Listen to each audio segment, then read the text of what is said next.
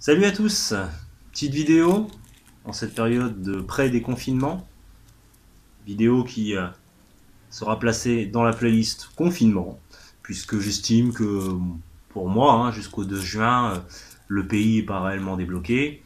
Moi-même, je continue de travailler en télétravail, donc je suis pas forcément amené à sortir plus qu'avant. Et puis, je dirais, du peu que j'ai vu, il y a beaucoup de gens, à mon avis, qui se sont pas non plus précipités dans les rues. Moi, je suis sorti hier faire quelques courses en fin de journée. Il y avait des gens, mais pas non plus full. D'ailleurs, les gens n'étaient pas tous masqués, mais il faut savoir que on a des difficultés quand même là, enfin, en tout cas moi autour de chez moi, à avoir des masques, puisque les buralistes, la pharmacie aussi près de chez moi, sont vraiment en rupture de stock, ne sachant pas réellement quand ils vont en avoir. Et puis il y a l'Intermarché qui visiblement on met à disposition, enfin on vend, mais il faut passer par un service de précommande sur internet, etc., etc. Donc moi à titre personnel pour l'instant je n'en ai pas. J'aimerais bien quand même à un moment pouvoir m'en procurer quelques-uns si je devais être amené à utiliser les transports en commun ou si éventuellement on décidait de imposer le port du masque pour tout déplacement extérieur. Alors, il est prévu normalement que la ville de Rouen nous fournisse quelques masques par dépôt au niveau des boîtes aux lettres. J'ai regardé hier ma boîte aux lettres, pour l'instant, on n'a toujours rien. Donc voilà un petit peu en ce qui concerne ma situation. J'ai pour habitude de faire un point info, mais ça sera relativement court cette fois.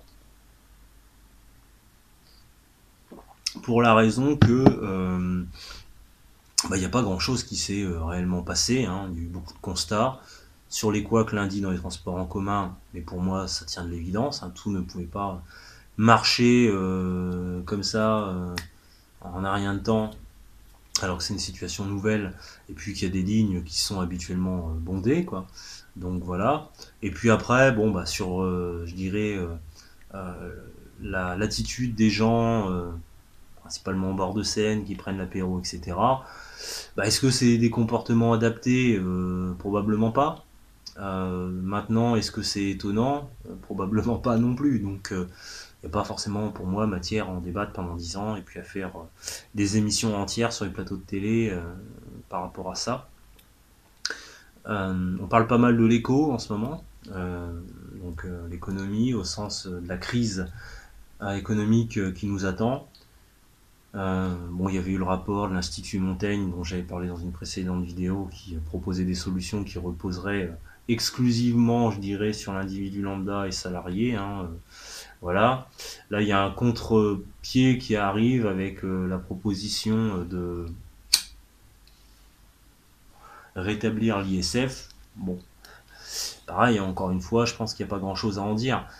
L'ISF, c'est un impôt qui faisait état d'un barème, bien entendu. Donc il y a un moment, de toute façon, même les grosses fortunes, au-delà d'un certain barème, payaient plus. Je crois qu'au maximum, les grosses fortunes devaient payer un truc du genre 7 000 euros, un truc comme ça, d'après ce que j'ai pu comprendre. Bon, je me trompe peut-être, ça sera à vérifier, mais en tout cas, c'était pas des sommes extraordinaires. Et le cumul euh, permettait de récupérer quelques millions. Ça paraît énorme, mais compte tenu de la crise sanitaire qu'on a vécue et puis des investissements qui ont été faits pour pas que les entreprises se cassent la figure, euh, c'est pas une mesure comme ce qu'était l'ISF qui pourrait empêcher la crise économique qui nous attend.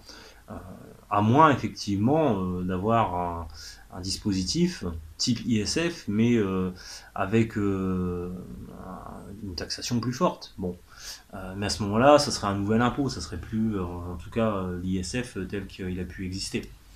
Donc voilà, bon, c'est un débat qui a lieu en ce moment.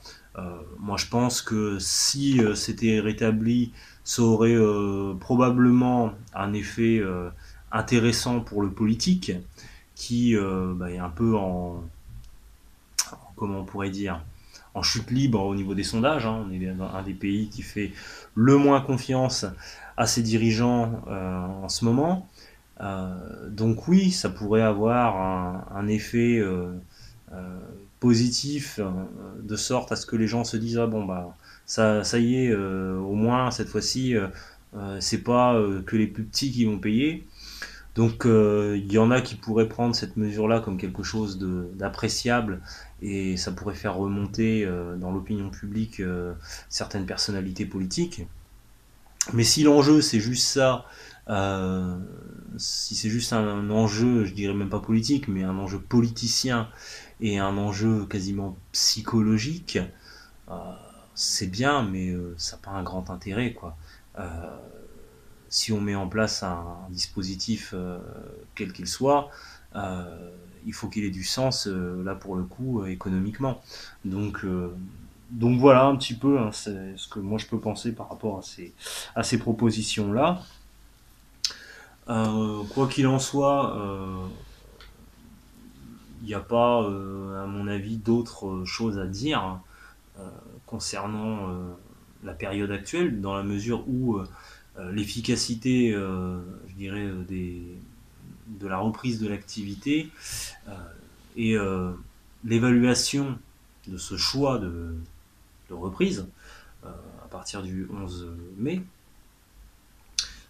c'est quelque chose qu'on ne peut pas faire dès aujourd'hui, dans la mesure où il y a un temps pendant lequel, temps d'incubation hein, tout simplement, le virus est plus ou moins discret, on va dire. Donc si effectivement ce pré-déconfinement conduit à ce que de nouveaux clusters apparaissent et qu'il y ait de nouveaux malades, de toute façon on en aura connaissance dans 10, 15 jours au mieux, peut-être même plus tard. Bon, alors certes, on est peut-être mieux préparé que avant le confinement, où les premiers cas étaient identifiés comme des pneumonies et qui, à la suite de la multiplication, on s'est dit ouais c'est quand même bizarre autant de pneumonies dans un même temps sur une région géographique bien précise. Il y a un truc bizarre, c'est peut-être pas des pneumonies. Bon, donc là en ayant connaissance du truc, peut-être que voilà, on sera mieux préparé, mais pour autant, non, on ne peut pas avoir de visibilité sur la question de la pertinence euh, de déconfiner, d'avoir déconfiné pré-déconfiné, on va dire, le 11 mai. Donc voilà, je pense que là, les chaînes d'infos vont tourner beaucoup à vide ces prochaines semaines et ce sera réellement pertinent de se réinformer, je pense, d'ici 10 à 15 jours pour voir quelle est l'évolution de la situation, tout simplement. Euh, et puis, quand je dis la situation, c'est la situation sanitaire et puis la situation en termes de vie, tout simplement. Qu'est-ce qui va reprendre, qu'est-ce qui va pas reprendre en termes de commerce, etc. etc. Bon, euh, donc, euh, donc voilà, qu'est-ce qui va continuer d'exister aussi, éventuellement, ou pas. Parce qu'il y aura peut-être des entreprises qui auront dû mettre la clé sous la porte, hein, c'est pas impossible.